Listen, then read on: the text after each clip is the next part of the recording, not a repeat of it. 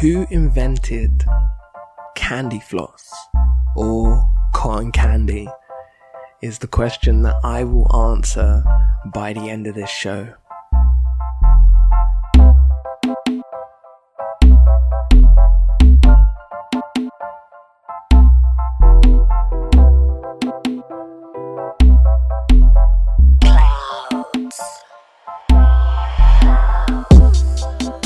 Hello and welcome to another episode of The More You Know Mondays. The more you know, the more you grow. And this week on the show, I will be talking about Tony Collins, who unfortunately passed away on the 8th of February 2021, which was the start of this month. So RIP to him. But before we get into that, you know what we have to do? We have to start the show with some positive vibes that we do every week in the form of Monday affirmations. Though, if you are new here and this is the first episode that you're listening to, thank you for joining us. And to my regular listeners, welcome back. These episodes are not episodic. You don't have to listen to them in a particular order. You can listen to them in any particular order as you feel. I'm just grateful for those that actually do listen. So every week we start the show, as I pre-mentioned, with Monday affirmations, and we do that every week in the form of a quote. Now, this week is no different to any other week. And this week's quote is, again, by an unknown motivational speaker, because that's what I'm going to call them now, unknown motivational speakers, or unknown wise people, because the application that I used didn't quote who it was by, so I'm not 100% sure who it's 100% who it's exactly by. But the quote goes like this: sometimes when things are falling apart, they may actually be falling into place. And I like this quote because it's kind of a bit of that mental gymnastics, you know? You kind of think, well, if everything's falling apart, of course, this must be a terrible thing. But what if these things only feel like they're falling apart because it's something new, something that you haven't fully accepted. So it feels like it's shaking things up for you and your system and everything around you because you're fighting what this new thing is. That's, I'm not sure what it could be. It could be anything, really. You can put it into the context of anything in particular. Nothing comes to mind currently, but it just the idea of something new when, say, for example, you were going to a school and halfway through the school year, you unfortunately have to leave.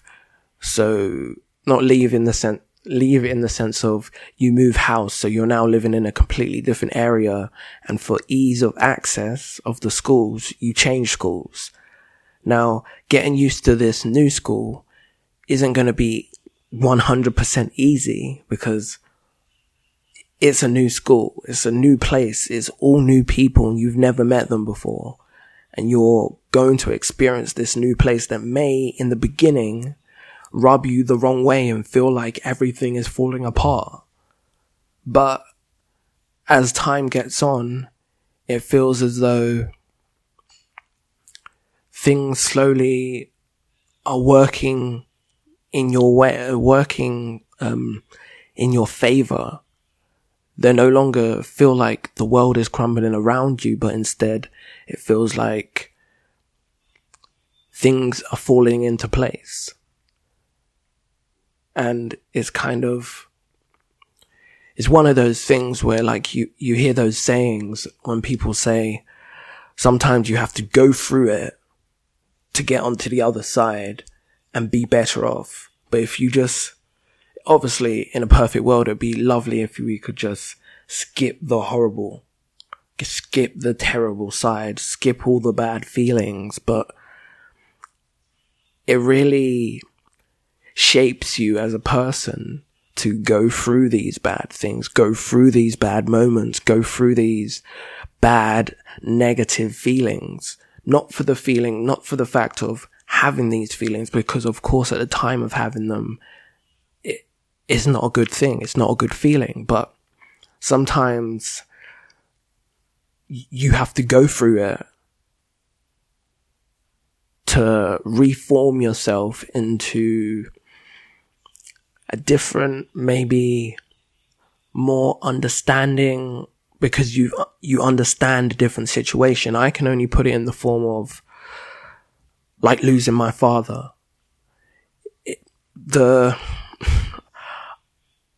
Now I guess I can talk about it, but at the time of when he first passed away, it felt like my world was crumbling apart.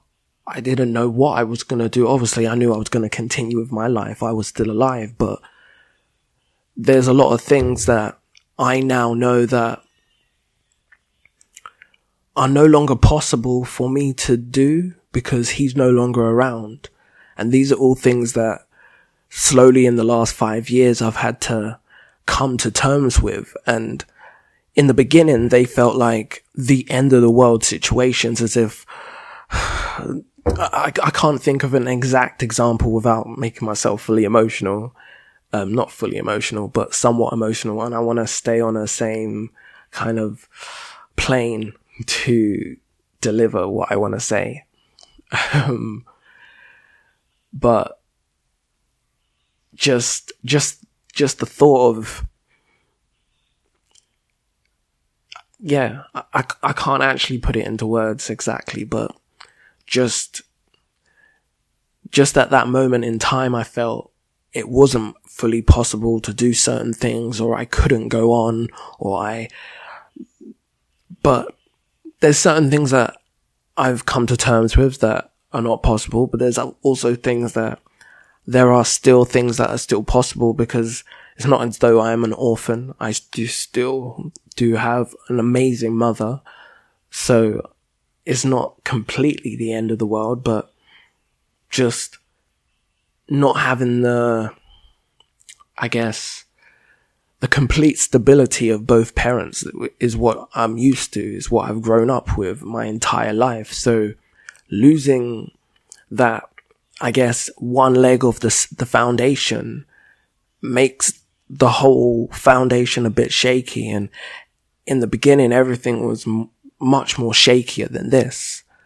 But as time's gone on, and as a family, me, my mum and my brother, we've figured out a version of the new normal, which is the new foundation that keeps us standing without my dad being around. Which, me saying out loud, I feel bad saying it, but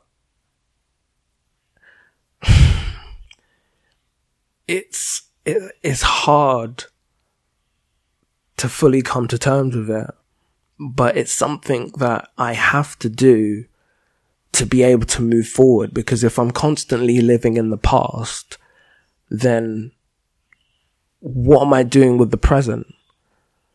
It's useless. If I spend my life in the past, the present is being neglected, and forget about the future because I'm in the past.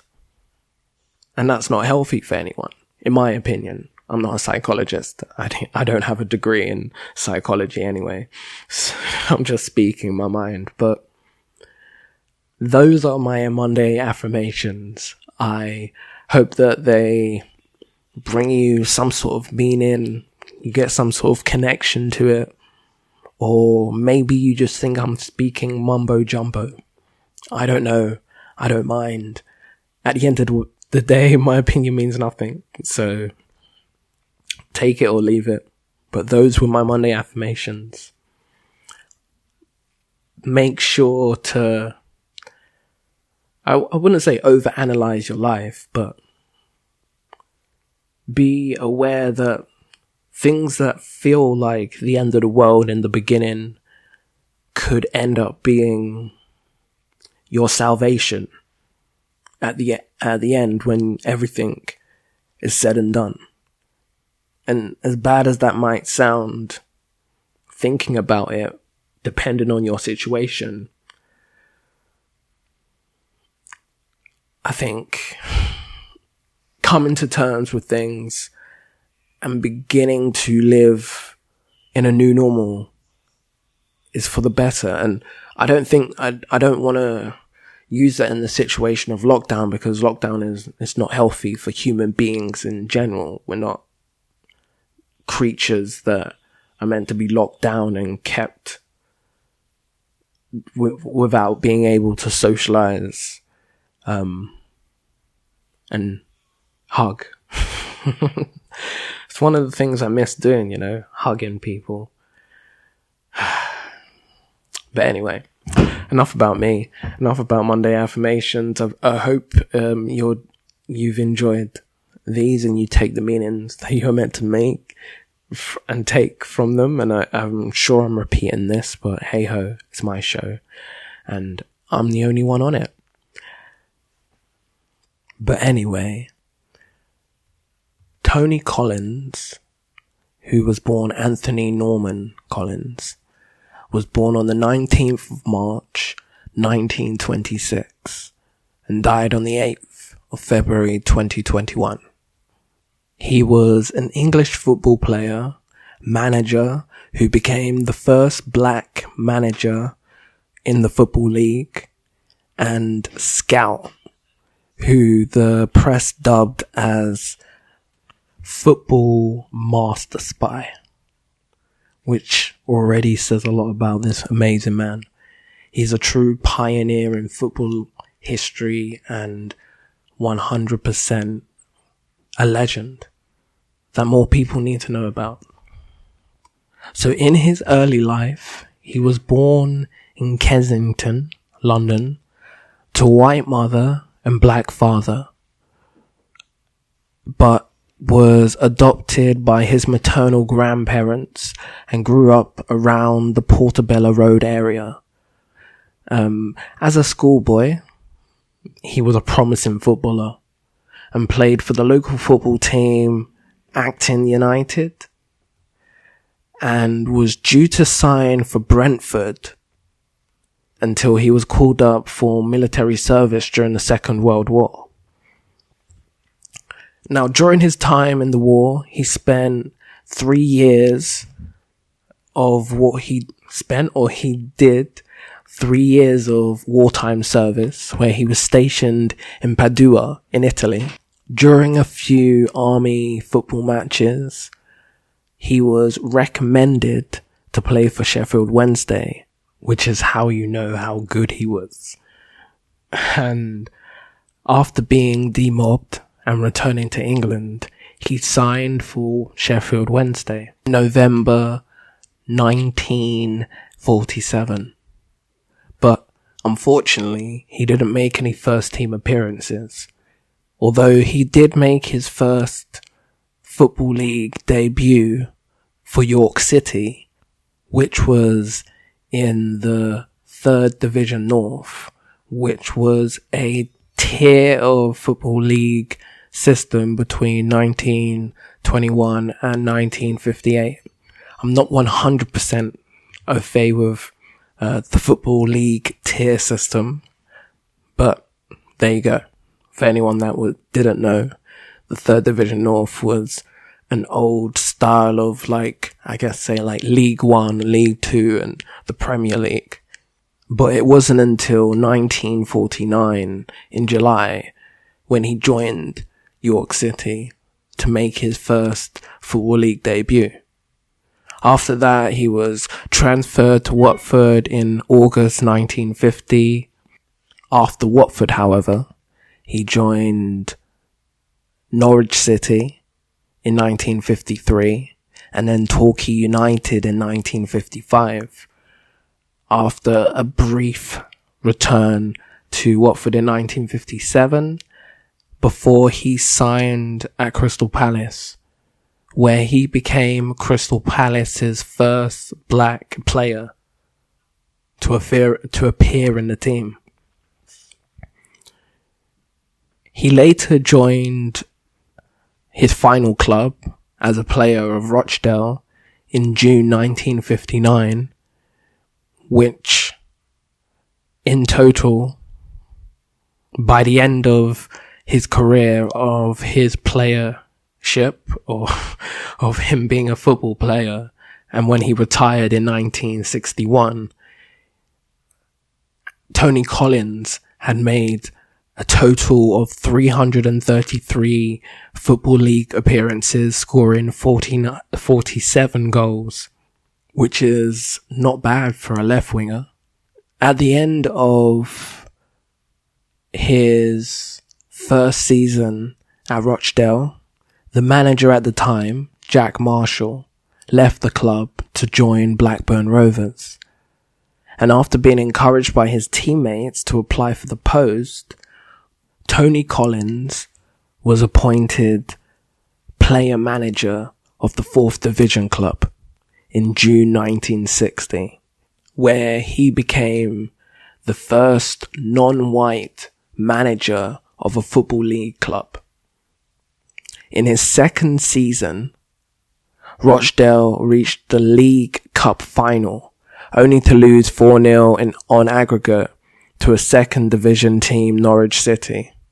And as of 2019, it remained the club's only appearance in a major final, which is some achievement that stood the test of time until, 2 years ago. So well done, Rochdale. After leaving Rochdale, however, he became the chief scout for Bristol City, and then under the manager of Don Revie at Leeds United. And when Revie became the manager of the England national team, Tony Collins was also working for him, compiling dossiers on the opponents, which is where the press dubbed him as football super spy or master spy, when some information was leaked to the press about an opponent against Scotland. Feel free to do all your own research yourself and get maxed. Get back to me if you find out something different. But from my research, that was the reason why the press dubbed him as football super spy. But I'm interested to hear other answers if there are other answers out there. Though at the same time now, that makes me sound like a bad journalist because I didn't look at the other answers, but I did look at the other answers, and the only answer that I could find, do you know, like when you feel like you're digging yourself in a hole? That's this moment right now. So as I said in the beginning, my opinion means nothing. Take it or leave it. But if there is a discrepancy with anything I have said, please let me know in a DM message. Though now we've got that out of the way, we can get back on with the learning. So he rejoined Bristol City as the assistant manager to Alan Dix in 1973 and left the club in 1980 after a brief spell as the caretaker manager. And a caretaker manager, for anyone that is unaware, is a footballing term that is given to somebody who takes temporary charge of the management of a football club. This is usually when the regular manager is dismissed or leaves for a different club. However, a caretaker manager may also be appointed as the regular manager. So, again, these footballing terms that I'm not 100% au fait with, but the more you know, the more you grow, as the slogan goes. He's also famous for being the footballing scout at Manchester United between the years of 1982 and 18 between the years of 1982 and 1988, where he helped the club find their future stars Paul McGrath and Lee Sharp. Before he retired, Tony Collins also scouted for Queen's Park Rangers, Newcastle United, Millwall, Derby County, and also a short second spell as Leeds chief scout. He had an illustrious career, and he will be always remembered and go down in history for the doors that he allowed to be opened for future black players and black managers and scouts, you know? Without Tony Collins to make history, who knows, maybe, of course, it probably would have been someone else. But in this episode, we're celebrating the great player and man of Tony Collins and all that he achieved in his time of almost 100 years. He died at 94 years old, so he was alive for almost 100 years, which is, I mean, it's crazy for me to imagine. That's like 3 times my age. The things that he may have endured or things that he may have gone through to get to where he was. And maybe this might be weird to say, but maybe it kind of proves in a weird way that it's not always about what you look like.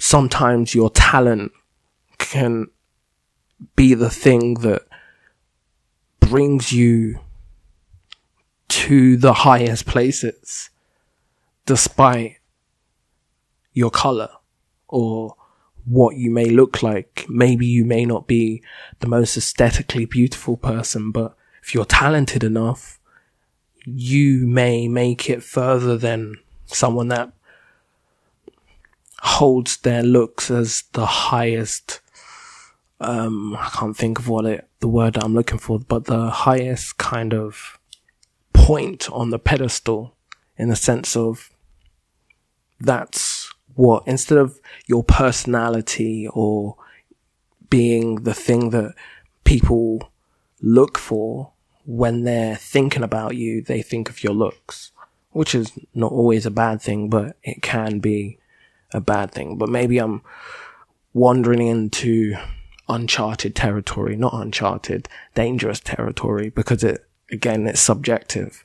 But I promised you an answer to a question when we got to the end of the show, and as we're coming close, I feel that it's only right to answer that question, because otherwise you would have just been sat there this entire time listening to the show and thinking, who invented candy floss and why? And you would be right to be asking those questions. And I find the answer to this question extremely interesting, especially with last week talking about William Addis being the inventor of the toothbrush, and the week before that speaking about Pierre Farchard, or Forchard maybe, who was the father of modern medicine, and also the fact that I work in dentistry. I found it really funny, that it was just a little joke that I thought at the same, while working in an office and seeing dentists, and I've worked in a dental surgery before, but even in the dental surgery, there's bare chocolates around. Dentists love chocolate, right? And I just thought it was kind of funny. They fix teeth, but they love chocolate so much. And then I stumbled upon this interesting fact about the invention of candy floss. So, coincidentally, candy floss, or cotton candy as it's known in America, was invented by the dentist William Morris, with the help of the confectioner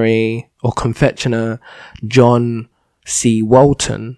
Together, in 1897, the pair designed and patented what they called an electric candy machine, which was a metal bowl containing a central spinning head filled with sugar crystals and base and perforated with minuscule holes.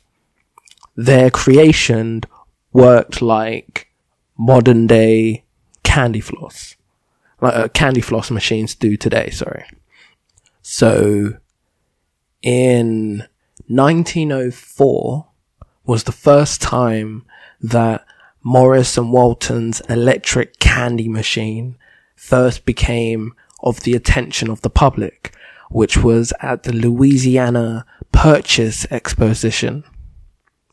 This was popularly known as the St. Louis World's Fair, which was a 7-month-long extravaganza featuring amongst the exhibitions were such acts as the re-enchantment of the Boer War, the world's largest pipe organ, a 265-foot observation wheel, an elephant water slide,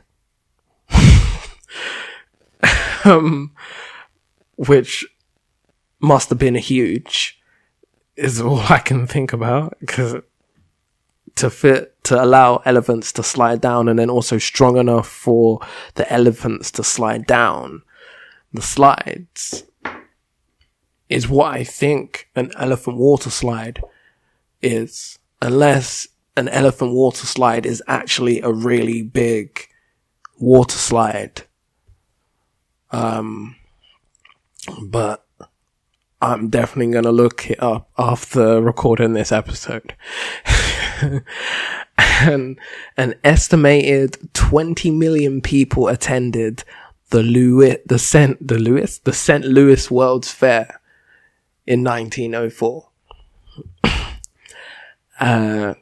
And these are the people that William Morris and John C. Walton sold 68,655 helpings of candy floss. They packaged the candy floss in wooden boxes and marked it as fairy floss.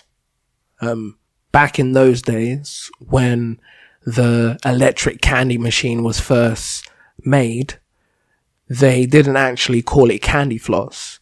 It was actually called fairy floss. Funnily enough, it didn't actually get the term candy floss or cotton candy. This term was adopted in the 1920s. Funnily enough, this was by another dentist, a candy purrying dentist by the name of Joseph Lasco, who sold cotton candy to his patients, which I don't know about you, but doesn't seem very ethical. Because if you're selling candy floss to your patients, then, it doesn't seem very, very ethical, but at the same time, I guess it's good for business. So, you give them an exam, check all your teeth are fine. Yeah, your teeth are fine. And, afterwards, he would just give them some cotton candy. It was like, go away with this. You'll love this. Nice and sugary. Knowing that the more of this cotton candy that they ate, the more cavities they would possibly get. And then they would be back in the dentist so that this dentist could make more money. But I don't know his motives, of course. I'm just speculating. But when a dentist sells candy to his patients, it doesn't sound very... Just dentists and loving candy, man. So his attempts failed. Not his attempts. He attempted to improve on the invention that was the original invention that was made by Morris and Walton of their electric candy machine or candy maker, their cotton candy machine. And he wanted to improve it in the facts of their machine, Morris and Walton's original machine, I should say, had a tendency for rattling, shaking, and falling apart. So Joseph, wanted to make somewhat of an improvement on this, but his attempts on trying to make the improvements failed. Funnily enough, it wasn't until 1949 when this problem was solved. It was solved by the ingenuity of gold medal products of Cincinnati, which is still to this day the world's main producer of cotton candy machines, which is pretty good. They've been running the hot press of making that cotton candy for the last, I want to say 70 years. Quick maths. But let's say about 70, because then I'm kind of right. But the invention of cotton candy isn't officially a modern invention. According to Tim Richardson's Sweets, A History of Candy, apparently cotton candy can be dated back to at least the 15th century, when a creative Italian cook fashioned fantastic sculptures from spun sugar, first melting the sugar, then drawing it in with a fork and draping a thin strand over a wooden broom handle. And then also again in the 16th century with Henry III of France, which is the most craziest thing for me, because this seems like a modern thing, having like so much confectionery all around. But in the 16th century, as I was saying, Henry III of France, on a state visit to Venice, was treated to an all-sugar banquet, which was complete with spun sugar cutlery and tablecloth. This was in the 16th century, these men, they had ingenious ideas, and they were like, what if? I know it's going to be out there, but what if we had a complete dinner made out of sugar? And everyone's just like, oh, no, you can't do that. What do you mean? And it's like, nah, check this out. So we're gonna, your knife and fork, all your cutlery, the tablecloth, it's all gonna be edible. And everyone's just like, oh, no, it's crazy. That can't be possible. And it's like, no. It's going to be possible. And it's going to go down in history. and it did. Though, with that being said, none of those previous things from history were as advanced as the cotton candy machine. So, although there have been plenty of tricks for twisting and spinning sugar, nothing was on the same level, or the world had never seen something such as cotton candy before it was designed and patented. Though back in those days it could only be found at like a carnival or something, and nowadays you can get like a candy floss machine in your house. So it shows how far things have gone. But anyway, I will call that the end of the show. So thank you for listening, anyone at home, and I hope you've enjoyed episode 14 of the More You Know Mondays. Next week I will be talking about something completely different. Or maybe be on the same wave, who knows? But I hope you've enjoyed the fun facts and the positive vibes and motivations of this episode. And please do join us next week, where there'll be more of what I just said. And if you listen to this show on YouTube, then please subscribe to My Opinion Means Nothing. There will be more, cool stuff coming in the future when I can meet up with other people and actually film things properly. I've been having this problem earlier. I was trying to say properly and probably, and I kept saying either one irrespectively in the wrong context. But I'll get there in the end. I've got time in lockdown until the Prime Minister announces this roadmap. But until that happens, unless it already has and I've missed it by not watching the news, who knows? But until that happens, I hope you enjoy the rest of your week. And if you're listening to this at the start of your Monday, have a wonderful rest of your day. And if not, enjoy the rest of your week. Thank you for listening, and goodbye.